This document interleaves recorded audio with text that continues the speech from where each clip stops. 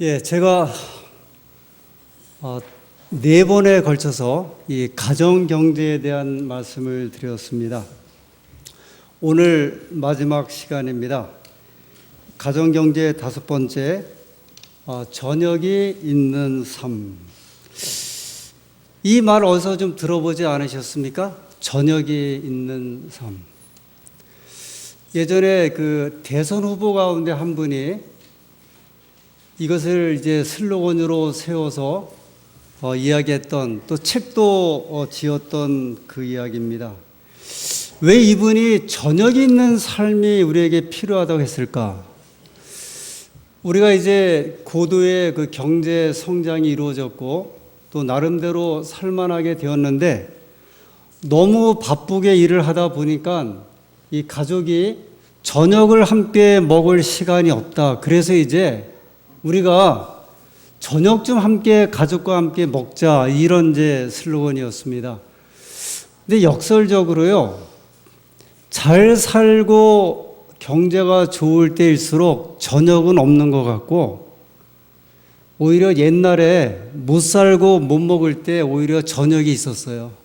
그때 이제 가족이 모여서 밥을 먹었지, 아마 점점 더 경제가 발전하면 할수록 이 저녁이 있는 삶을 가지기가 쉽지 않습니다.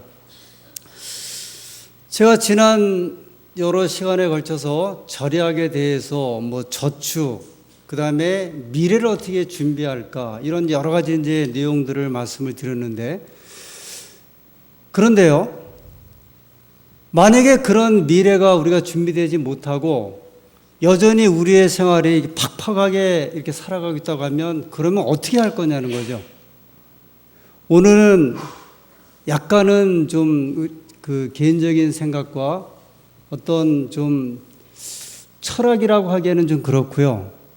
우리 삶에 내 스스로 좀 철학을 부여하는 이런 삶을 우리 스스로 좀 만들자는 의미에서 이 마지막 시간을 준비하게 되었습니다. 먼저 우리나라를 이해할 필요가 있는데요. 어떤 분이 이 세계를, 이 지구를 100명이 사는 마을로 한번 가정을 해봤어요. 이 지구를, 물론 이제 70억의 인구가 살고 있는데 이것을 70억의 인구를 100명으로 한번 해서 100명이라고 하는 사람이 한 마을에 살고 있다고 가정을 했을 때 한국이란 나라가 어느 정도의 삶을 구현하는가? 이분이 100명이란 마을 가운데 약 80명은 아주 가난한 부류로 이렇게 분류를 했습니다. 근데 우리나라는 어디에 들어가냐면 20명 잘 사는 나라, 잘 사는 마을에 살고 있는 사람들로 이제 규정을 했습니다. 그러니까 우리나라 사람들이요, 잘 살고 있다는 거예요, 전 세계적으로. 이게 도대체 우리의 삶이 이런데 우리가 어떻게 잘 사는 나라 백성으로 들어갈까? 예를 들어서 대부분 집집마다 자가용 있죠? 자가용 있으시죠? 자가용 하나만 있는 것만 해도 전 세계적으로 볼 때 엄청 부자래요. 미처 생각하지 못하셨죠?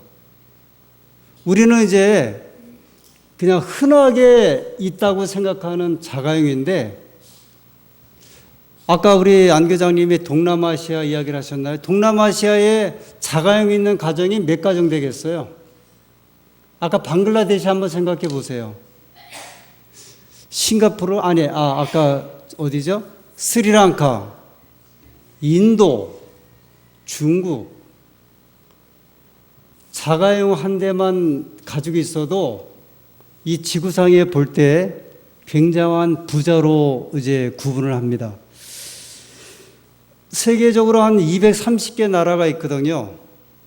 그 가운데 약 30개 나라 정도가 선진국으로 이야기를 하는데 이미 우리는 그 30개 나라 가운데 포함됐어요. 하여튼 이렇든 저렇든지 간에 어쨌든 간에 나는 그렇지 않지만 전 세계적으로 볼 때는 이미 30개 나라 안에 들어갔습니다. 이만한 교통 시스템 가진 나라 많지 않아요. 예를 들어 택시, 지하철, 그다음에 교통버스. 아직 완전하진 않지만 나름대로 복지제도를 추진하는 이런 정도의 어떤 시스템이 그래도 의료 시스템이요. 미국도 우리나라 같은 의료 시스템 못 가지고 우리나라 같은 의료보험 혜택을 받으려면 한 달에 한 200만 원을 내야 돼요. 미국 의료보험 없습니다. 우리가 종종 어제도 제가 그 스카이다이버 떨어져 갖고 그분이 한 달 병원 입원했는데 치료비가 6억 나왔어요. 6억. 어떤 장모님이 미국에 가셨다가 3층 집에 2층이가 3층 그 페인트 칠하러 올라가셔서 떨어져 갖고 병원에 한 일주일 입원하셨는데 9천만 원 나오셨대요. 아주 무섭습니다. 밤 12시에 배달되는 나라가 어디 있어요? 지금 제가 아마 짜장면 주문하면 마칠 때쯤에 짜장면 올 겁니다. 만일 이런 나라에서 가난하다고 하면 우리가 가난하다고 하면 저 200개 나라 사람들은 뭐라고 이야기를 할까? 대한민국 5천년 역사상 아마 가장 부유한 시대에 살고 있다고 생각이 듭니다. 그런데 저 목사님이 무슨 이 장밋빛 미래, 장밋빛 생활을 말씀하실까? 그런데 현실적으로 말은 제가 이렇게 하지만 우리의 삶은 녹록하지가 않습니다. 근데 이것도 거의 상대적이에요. 우리가 이제 상대적, 절대적 이야기를 할 때 우리가 상대적으로 못 산다고 생각할 뿐이지 상대적으로 내가 좋지 않은 직장, 상대적으로 내가 안 좋은 집에 살고 있다고 생각을 하지 절대적으로 이 가난, 집, 여러 생활 형편을 이야기를 하면 우리는 절대 가난하거나 허약한 그런 사람들이 아닙니다. 그런데 살아보니까요, 경제가 발달하면 발달할수록 소외감, 나고 좌절이 깊어지고 있습니다.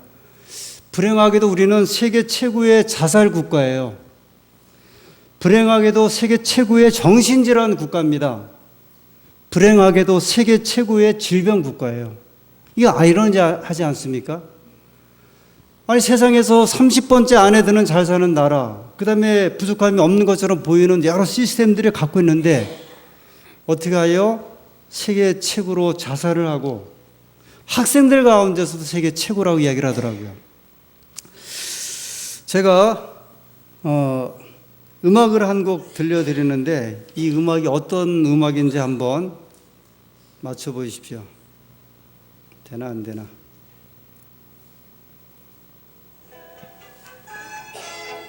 들립니까? 잠깐 높여주세요. 하늘이 부릅니다.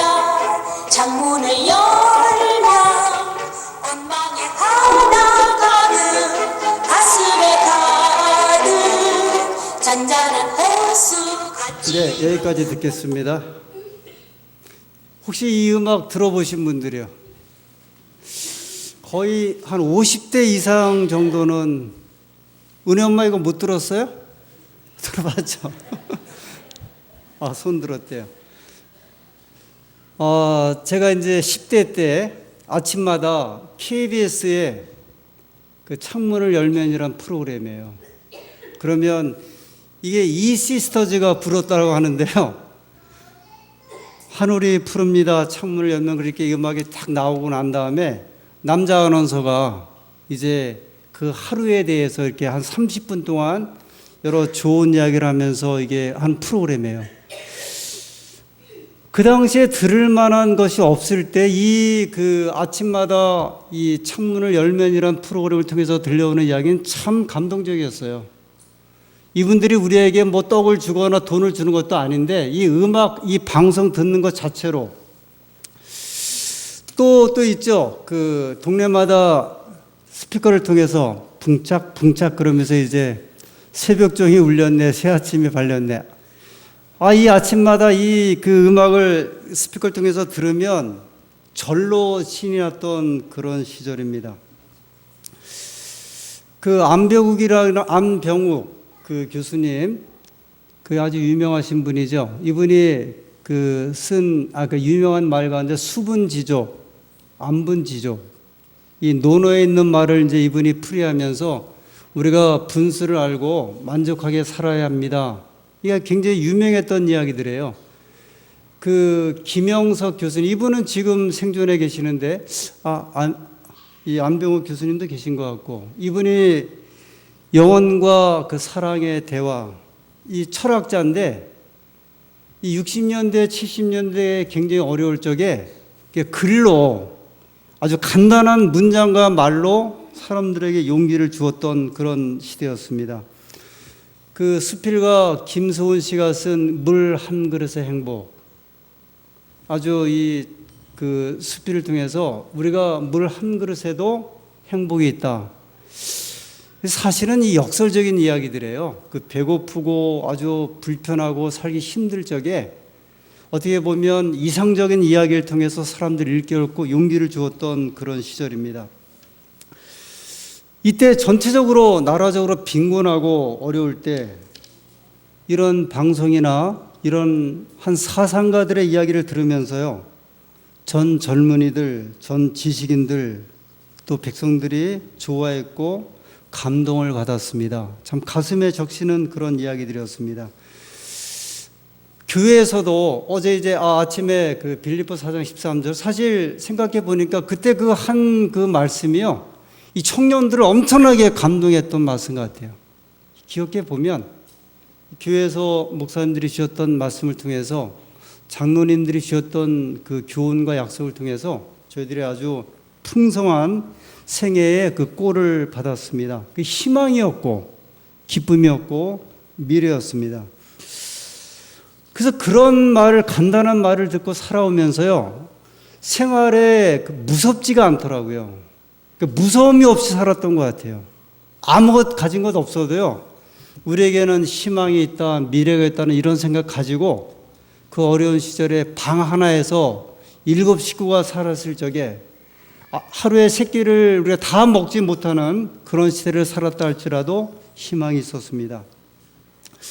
그러면 제가 이제 여러 앞에 말씀드렸던 여러 이야기들, 이제 4번에 걸쳐 드렸던 여러 상황 가운데 내가 별로 변변한 직장도 없고 또 가진 돈도 없고 현재 삶이 이렇다고 하면 그럼 우리가 어떻게 살아야 할 것인가?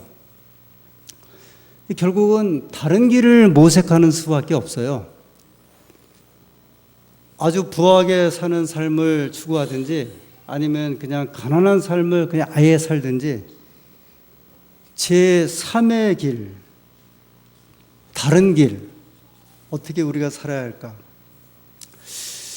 일가라는 말이 있죠. 일가. 저 사람이 일가를 이뤘다. 한 남자가 한 여자를 만나서 자녀를 5명을 낳습니다. 그러면 그 5명이 또 결혼하면 10명이 되죠. 부모님까지 12명. 그 5명이 또 아이들을 둘씩 낳으면요, 그 5명이 몇 명이 돼요? 10명에서 20명. 그러면 부모님과 함께 22명을 이루면 일가를 이뤘다 그럽니다. 하나 일자에 집 같자요. 근데 일가의 끝에 견자가 붙으면 그걸 뭐라 그러죠? 일가견이라고 이야기를 합니다. 일가견. 이 견자는 볼견자예요. 그래서 우리가 저 사람이 일가견이 있다, 어떤 문제에 일가견이 있다 할 때 사실은 이 말은 한 집안에 견해가 있다는 말이거든요.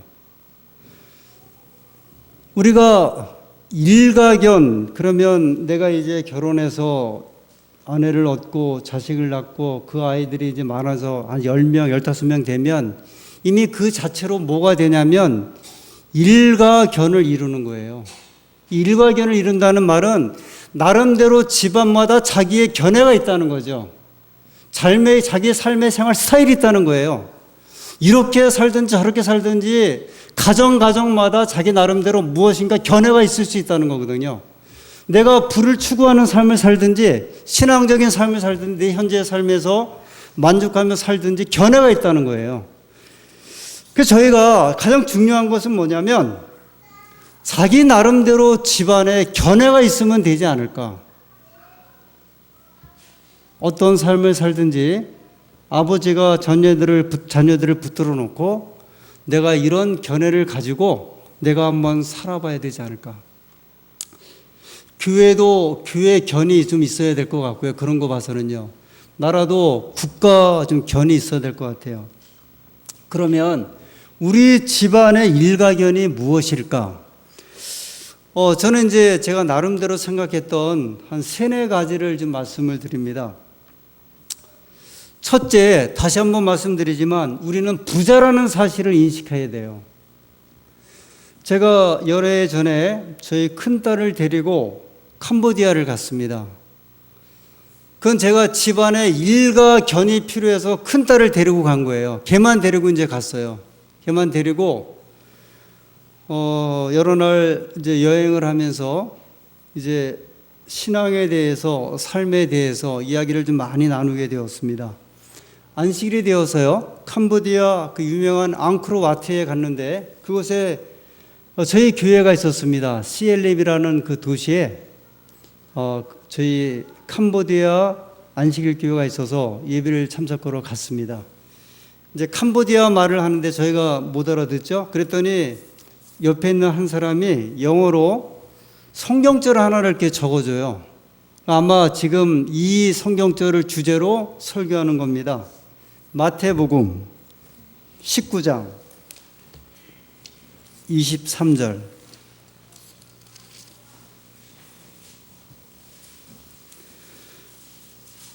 마태복음 19장 23절 24절의 성경절을 적어줬어요. 예수께서 제자들에게 이르시되 내가 진실로 너희에게 이르노니 부자는 천국에 들어가기가 어려우니라.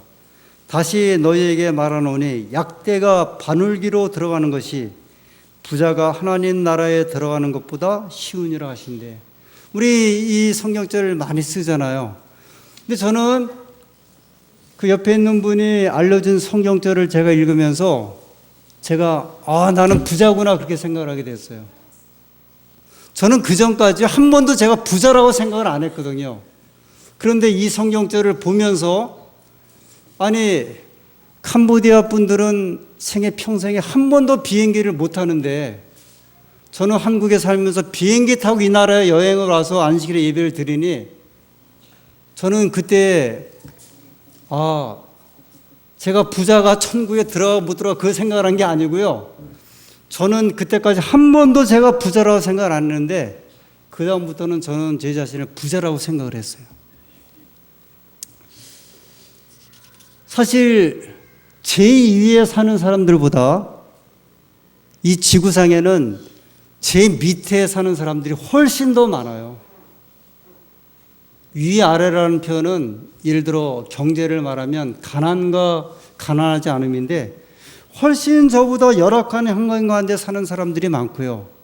같은 안식일교회 목사라 할지라도 한국 교회 목사보다 훨씬 어려운 안식일교회 목사들이 많아요.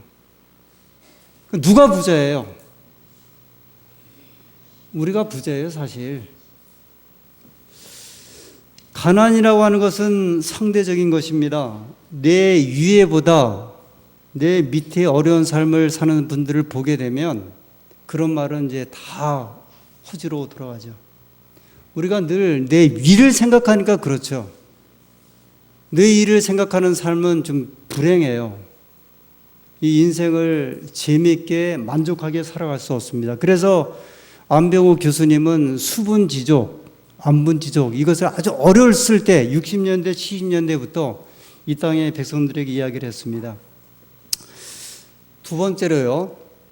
굳이 가난하다고 생각하면 우아한 가난을 즐기시는 겁니다. 이 우아한 가난이란 책자도 있어요. 저 독일인가 한 귀족이었던 사람이요.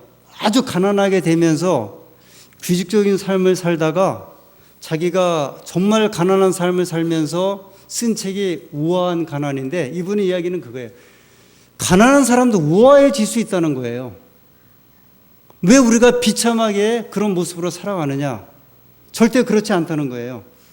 가난을 즐겨라. 그래서 이분은 늘 깨끗한 옷을, 이렇게 단정한 옷을 입고 자기만의 세계, 또 자기만의 취미를 이렇게 소유하게 되었다 얘기를 합니다. 제가 이제 그 미래에 대해서 우리가 준비하는 삶에 대해서 말씀을 드렸잖아요. 근데 저는 놀랐는데 우리나라 20대 젊은이들이 노후의 삶에 대해서 염려하고 있다 그렇게 통계가 나왔대요. 근데 여러분 한번 생각해 보세요. 지금 20대가 50년 뒤의 미래를 걱정할 필요가 있어요, 없어요? 이게 잘 사는 나라 백성들이 가지고 있는 또 다른 딜레마라고 저는 생각을 해요. 왜냐하면 이게 제가 옛날에 다 가난하면요 별로 그런 게 보이질 않았는데 부유한 나라로 이렇게 나라가 국가적으로 들어가다 보니까 이게 현실에서 미래를 보는데 이게 정말 비참한 생각이라고 생각이 들어요. 여러분 노후의 삶, 예를 들어 앞으로 50년은 너무 길고요. 30년 뒤에 노후 때문에 현재 행복을 버리시겠습니까? 이것처럼 또 바보스러운 삶이 없어요. 아니 내가 지금 내 현재 삶도 제대로 재밌게 못 살면서 30년 뒤에 내가 살지 안 살지 어떻게 알아요? 우리가 너무 어떤 면에서 보면요, 너무 이렇게 미래에 대해서 너무 미래적인 염려를 하다 보니까 지금 내가 20년, 30년이라는 황금적인 시기를 다 놓치는 것 같아요. 저는 그렇다고 막 살라는 말씀은 아니에요. 그런데 미래의 행복을 위해서 현재 생활을 담보해서는 안 된다는 거예요. 현재를 누리지 못하는 미래 행복은 사실 행복이 아니죠. 그래서 혹시 말이에요, 내가 앞으로 20년, 30년 뒤에 노후를 어떻게 준비를 할까? 그렇게 하시는 것보다는요, 지금 생활을 위해서 보다 더 기쁘고 재미있게 사는 게 좋습니다. 제가 은퇴 이후의 삶에 대해서 이렇게 이제 장로님들하고 이렇게 말씀도 좀 나누고 그렇게 하다 보니까 여러 이제 이야기들이 오가는데, 그러다 보니까 제가 이제 여러 신문을 봐도 텔레비전 프로그램을 봐도 노후의 삶에 대해서 아무래도 이제 관심이 가더라고요. 근데 어느 분이 저 강원도에서 좀 이렇게 집을 잘 짓고 사시는데 이분이 그런 말씀을 하세요. 은퇴하기 30년 전에 준비를 했대요. 그래서 저는 그건 아니다 그랬어요. 어떻게 30년 뒤에 은퇴할 거를 생각을 하고서 막 땅을 보러 다니고 뭐 집을 구상으로 할까? 잃어버린 30년이라고 제가 생각을 했습니다. 현재의 삶에 대해서 우리가 그 생활을, 그래서 내가 현재의 삶을 얼마나 더 내 스스로 좀 격조 있고 이 우아한 삶을 살 수 있는지 그거를 누리시는 것이 훨씬 더 유리하죠. 세 번째, 혹시 미래의 결핍을 염려하시면 현재의 삶의 결핍을 경험하며 한번 살아보는 거예요. 예를 들어 자기의 수입, 생활 있는 그대로 살아보는데 지금 수입이 한 달에 100만 원인 사람은 앞으로도 100만 원의 삶을 가지고 살 수 있어요. 혹시 지금 우리 수입이 200만 원인 사람은 미래에도 200만 원의 삶을 살 수 있는데요. 지금 한 달에 500만 원의 생활비로 살아온 사람은 나중에 한 달에 200만 원, 300만 원의 생활로 살기 어렵습니다. 이게 무슨 말씀인지 아시겠어요? 제가 이제 중국에 5년 동안 살다 왔는데요. 우리 친구 목회자들이 첫 번째 물어보는 말이 뭐냐면 돈 좀 모았어 그러더라고요. 왜 그러냐면 한국하고 중국하고 이 생활 수준이 워낙 격차가 있기 때문에, 예를 들어 일반적으로 생각하면 10분의 1 정도 수입만 있어도 살거든요. 근데 제가 중국 살면서 중국 사람처럼 살 수 있었겠어요? 못 살겠어요? 못 살아요. 왜냐하면 제가 한국에서 근 45년 살아왔던 생활 스타일이 있기 때문에 그 생활 어떤 양식 가지고 중국 사람처럼 못 살거든요. 왜냐하면 문화적인 삶, 그 다음에 자녀 교육에 대한 또 다른 삶, 이런 게 있기 때문에 거의 한국 사람과 비슷하게 돈을 쓰고 살았거든요. 이게 이제 앞으로 우리 미래에 대한 우리의 계획이에요. 예를 들어서 지금 예를 들어 큰 수입을 가지고 살다가 만약에 그 수입이 앞으로 30년, 40년 뒤에 이루어지지 않을 때 그걸 어떻게 감당을 할까? 그래서 우리의 삶에서 한번 여러분들이 종종 한번 실천을 좀 해보시는 겁니다. 예를 들어 한 달에 혹시 200만 원의 수입이 있으셨던 분은 그거를 150만 원 가지고 살 수 있는지를 한번 중간중간 한번 좀 살아보십시오. 그 외식에 대한 것도 한번 줄이셔야 되고요. 그 다음에 문명비, 소위 문화비에 대한 것도 좀 줄이셔야 되고 이 통신비에 대한 것도 한번 줄이셔야 될 거예요. 왜냐하면 우리의 삶이 대부분이 내가 현재 최정점에서 받는 삶에서 우리가 은퇴하거나 나중에 나이가 드실 때는 절대로 그 돈을 어지간한 사람들은 수입을 받지를 못하거든요. 요새 젊은 어머님들 사이에 자녀들에게 야성을 키워주는 육아법이 유행을 한대요. 아이들에게 야성을 키워주는데 항상 집에서 부모님이 까준 귤만 먹던 아이는 어린이집이나 유치원 가면 귤 하나 껍질째 주면 까먹지를 못한대요. 왜냐하면 이 까지 않았기 때문에.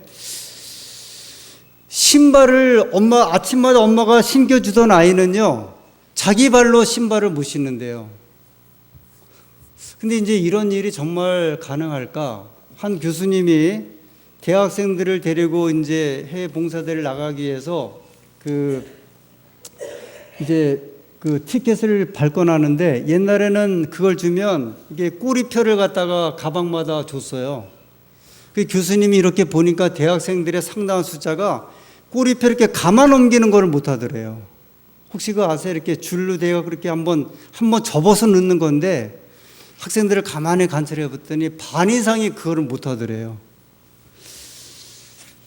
미국의 그 듀크 대학의 한 연구진이 그 뉴질랜드에 있는 학생들을 대상으로 약 30년 동안 이 1000명을 이제 연구를 한 건데요. 자기의 절제력이 삶에 미친 영향을 좀 한번 이제 30년 동안 추적을 한 거예요. 이 사람의 절제력이 이 인생을 어떻게 이제 이렇게 이끌고 가는지, 절제력이 떨어진 아이들을 이렇게 보니까요. 15살 이전에 담배를 피웠대요. 두 번째, 계획하지 않은 임신으로 20살 전에 아이를 낳았다고 이야기를 합니다. 고등학교를 졸업하지 않았고요. 성인이 된 후에 제대로 된 직장을 가지지 못해서 유죄 선고를 받은 비율이 이렇게 많았다 그랬습니다. 여러분, 인생은 원래 다 가질 수 없어요. 이 삶이라고 하는 것은 민 얼굴을 이렇게 보여주는 거예요. 우리가 민낯을 이제 보여준다고 하죠. 저는 한국에서 동일한 입장에서 10대, 20대를 보낸 입장에서 지금의 젊은이들이 88만 원 세대, 아르바이트 세대, 삼포 세대 이런 말을 할 때 저는 솔직히 동의하지 않습니다. 죄송하지만 옛날에는 알바도 없었고요. 88만 원도 없었고요. 제가 공장 생활할 때 3,000원 받고 일을 했어요. 물론 이제 한 35년 전, 40년 전 이야기긴 하지만요. 저는 3,000원을 봉급으로 받아갖고 그때 쌀 한 마리 1,000원이었거든요. 반찬 1,000원어치 샀고요. 용돈 1,000원으로 달려온 사람이기 때문에 조금은 고루하지만 저는 그렇게 말씀드릴 수밖에 없어요.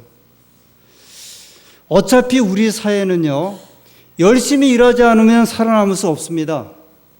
원래 과거나 지금이나 미래나 20, 30대는 힘들고 중년은 이리저리 치이고 노년은 노년대로 쓸쓸한 게 인생이라고 이 이남희 심리분석연구원의 원장이 이야기를 하더라고요. 우리의 삶을 한번 좀 보라는 거예요. 그래서 우리 아이들에게는 아니면 우리 스스로 이 삶의 어떤 민 얼굴을 좀 냉정하게 볼 필요가 있다고 이야기를 해요. 솔직히 우리 중에 몇 분이나 돈 있는 집안, 부자 집안에서 자라셨습니까? 한국인 대부분이 무일푼으로 살아왔거든요. 근데 우리가 원래부터 무일푼인데 지금 이렇게 살고 있다고 하는 사실은 그 부자 아닙니까? 저는 축복이라고 생각을 하거든요. 우리가 너무 높은 데만 바라보고 살아서 그렇지 지금 내가 서 있는 곳 둘러보면 괜찮아요. 너무 위에 쪽을 바라보고 살다 보니까 우리의 삶이 별로 좋지 않은 삶이라고 생각을 합니다. 제가 여러 날에 걸쳐서 가정경제에 대한 말씀을 드렸는데 말씀을 마치면서 이 세상은 경제만 있는 게 아니에요. 돈만 있는 게 아닙니다. 꽃도 있고요. 하늘도 있고 음악도 있고 살아보면 낭만도 있어요.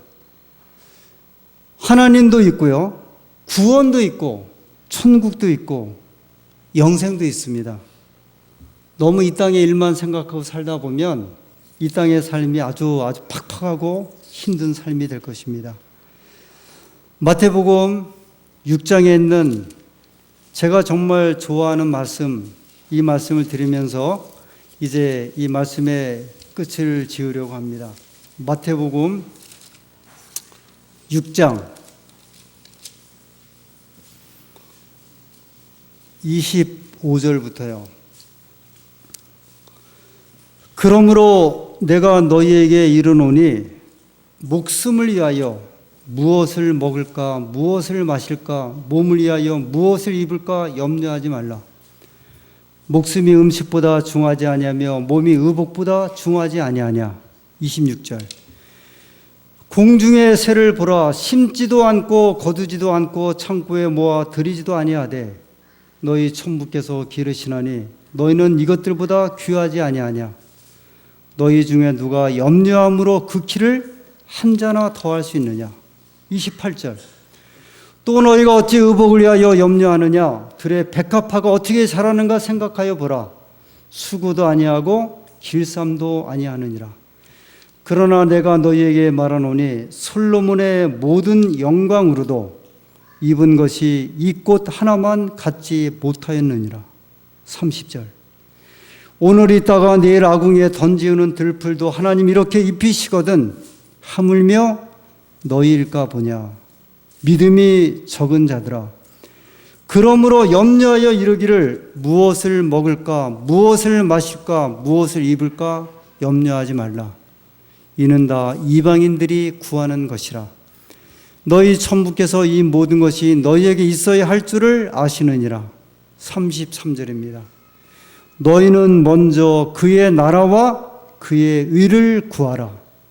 그리하면 이 모든 것을 너희에게 더하시리라. 그러므로 내일 일을 위하여 염려하지 말라. 내일 일은 내일 염려할 것이요 한날 괴로움은 그날에 족하니라. 제가 앞에 말씀드렸던 내용들은 어떻게 보면 제 이야기고요.